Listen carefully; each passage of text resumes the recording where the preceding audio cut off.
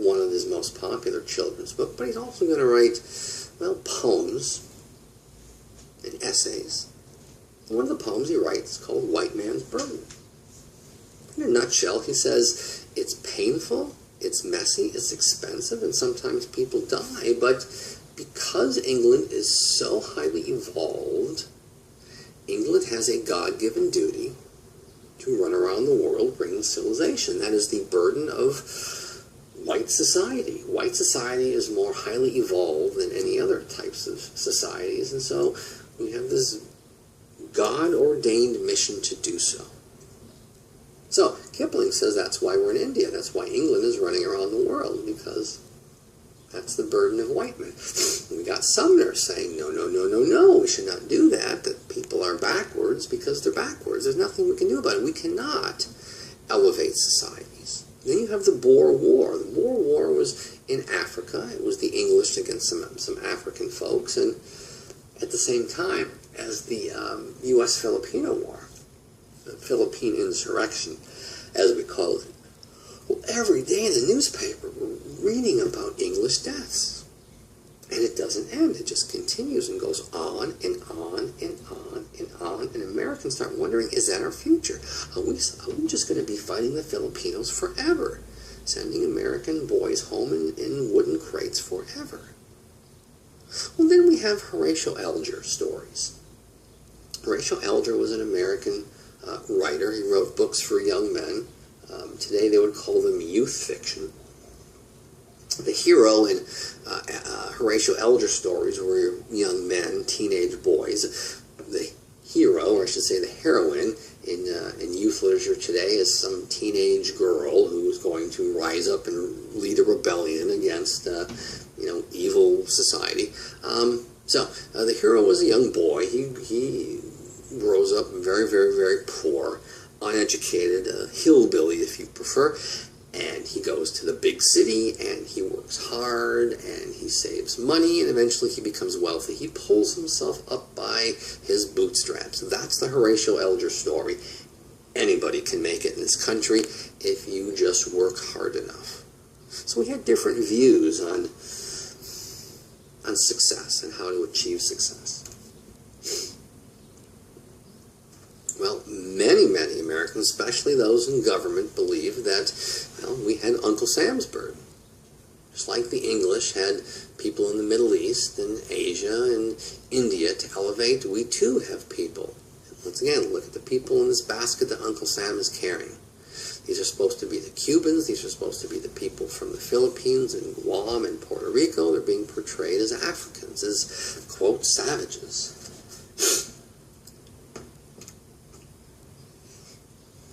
Here it is, the white man's burden from Detroit newspaper. The U.S. military is going to physically carry this Filipino to civilization, the American school, thus suggesting a couple things. One, the Filipino doesn't want to be civilized, doesn't recognize the wonderfulness of American culture, American society, the American civilization movement. So he's going to have to be forced, maybe even kicking and screaming, to be civilized. Well, there were some deprivations in the Filipino War.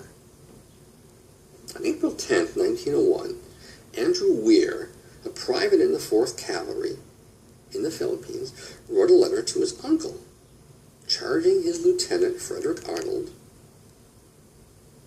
with, quote, outrageous cruelty to the Filipino prisoners.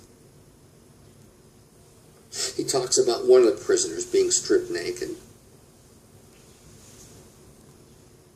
given water torture,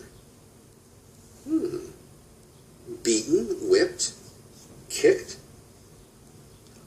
hung by his thumbs, ankles were tied, his feet were jerked under him, breaking his ankles. Where was an eyewitness to security? By the way, do we have any water torture today? Let's think. Waterboarding. Yes, we do. So, we used it in the early stages on the, quote, War on Terror. And we used it in the Philippine insurrection in the early 20th century. Anyhow, Weir writes this letter not just about the treatment of prisoners, but the fact that we're not taking prisoners, that we are, when Filipinos surrender, we are killing them. And he said his officers are ordering to do that. Well, it's not just Weir. It's a lot of American soldiers are writing home with their parents. They are confused. They were told that war is a manly endeavor, that war will transform you from a boy to man.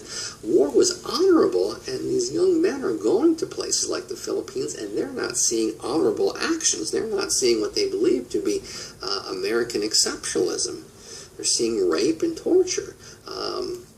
Military leaders are raping Filipino women to try to get them to talk, to give them information about the whereabouts of the Filipino guerrillas. Filipino people would be placed in houses, locked, set on fire, until they talk. And so the federal government investigates, and they find a lot of these charges to be true.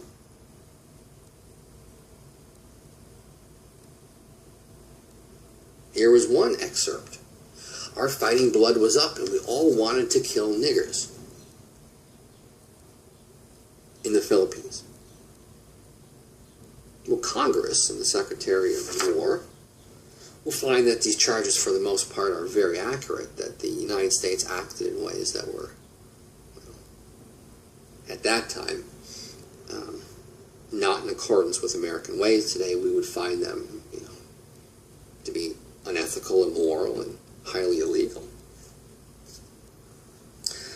However, a couple of senators intervened and got the War Department to drop all charges. There will be no court-martial. There will be no punishment. At least not originally. There's going to be new charges brought about as more and more witnesses, American soldiers, American enlisted, are sending these letters and testifying.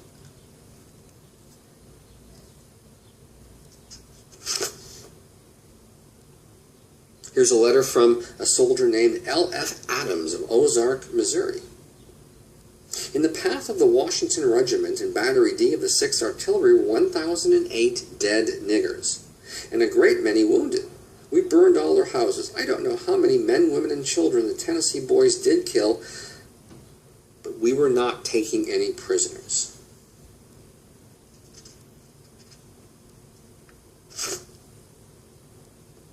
Here's another excerpt. I am now stationed, this is a letter that these soldiers, that these folks wrote home. I am now stationed in a small town in charge of 25 men and have a territory of 20 miles to patrol. At the best, this is a very rich country, and we want it. My way of getting it would be to put a regiment in a skirmish line and blow every nigger into nigger heaven. On Thursday, March 29th, 18 of my company killed 75 nigger soldiers and 10 of the nigger gunners. When we find one that is not dead, we use our bayonets. So, young American soldiers are sending these letters home. Sometimes they're concerned about the action of their officers. Sometimes they're bragging, and some of their parents get these letters, and they're absolutely horrified. They did not raise their sons to enact this way. So, the letters continue to pour into the Secretary of War, into congressmen and senators. And so, more and more folks are demanding an investigation.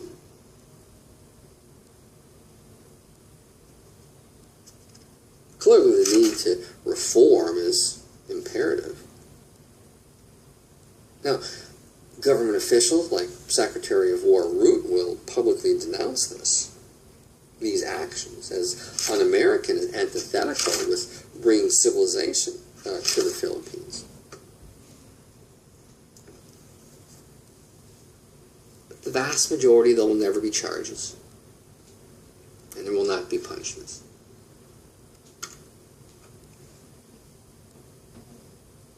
One of the effects of the Spanish-American-Cuban-Filipino War was return of the spirit of Appomattox.